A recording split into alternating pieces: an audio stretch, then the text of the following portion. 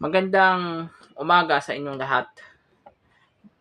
Buksan ninyo po ang inyong Biblia sa Ephesians chapter 6 verse 1. Sabi po dito ay, "Children, obey your parents. In the Lord, this is right."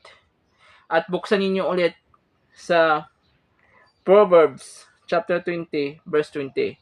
Sabi din dito, "Whoso cursed his father or his mother, his lamp shall put out of course darkness." Malinaw ang pagkasabi po dito sa dalawang verse sa Ephesians chapter 6 verse 1 at sa Proverbs chapter 20 verse 20 na obedience o pag-obey sa ating magulang. Ngayon yung generation, marami na mga kabataan na hindi sumusunod sa utos ng magulang. Mga simpleng utos lang. Pagbili ng tubig para may sila mainom. Yung mga simpleng utos na iligpit ang mga kainan, maghugas ng plato, magwalis sa bahay. Or simple na pagligpit or iligpit ang higaan. Ngayon na panahon, wala na. Wala na tayong makita, pambira na tayong makakita ng mga bata na sumusunod sa magulang. Magagalit pa. Kasi parang napapahiya sa kanyang mga barkada. Nagagalit pa. Nagdadabog pa.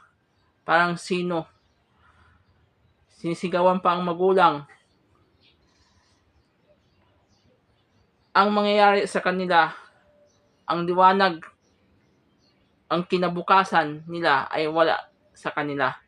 Sa mga kabataan na yun na hindi sumusunod sa payo ng magulang, hindi sumusunod sa mga utos ng magulang, sila ay mawawalan sa landas at mapupunta sila sa kapahamakan. Yan sabi sa Proverbs chapter 20 verse 20. Pero sabi din dito sa Ephesians chapter 6 verse 1, mga kabataan, sundin ninyo ang utos ng inyong magulang kasi ito ay tama sa Panginoon. Kung sumusunod ka sa Panginoon, dapat din susundin mo din ang iyong mga magulang kasi yan ang utos. Respect, love, care sa iyong magulang. Mahirap ba? Hindi ito mahirap. Tandaan mo, noong sanggol ka pa lang, inalagaan ka na maayos, pinakain ka, binihisan ka, pinaaral ka. Sa paglaki mo, pinaaral ka. Ngayon, na sila ay mga matatanda na, ubod na, dapat alagaan mo din sila. Suklian mo ang kanilang kabutihan na ginawa nila sa iyo. Bihisan mo, pakainin mo, alagaan mo. Kasi yun ang magulang mo. Ngayon may sakit, ulyanin na, matanda na. Saan ba sila pupunta? Kundi sa'yo. Alagaan mo, tiisan mo. Kasi pinapakita mo na respeto, love, kindness, care sa kanila. Isuklian mo sila. Kasi binuhay ka nila noong sanggol ka pa. Noong bata ka pa. Ganyan din ang ating Panginoon. Kahit tayo ay makasalanan, inalagaan tayo, gusto ng Panginoon na mapunta tayo sa matuwid na landas. How more yung magulang natin.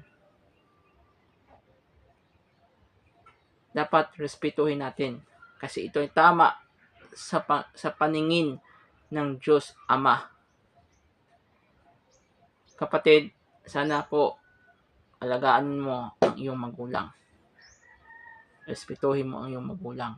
Huwag mo pagsigawan, huwag mo sumpain ang iyong magulang. Kasi ang karma ay pupunta din sa'yo. Ma-realize mo kapag mayroon kang anak, kung ganun din ang anak mo sa iyo. Yun lang po. Maraming salamat. Naway may kayo po natutunan sa devotion natin. At maraming salamat. God bless.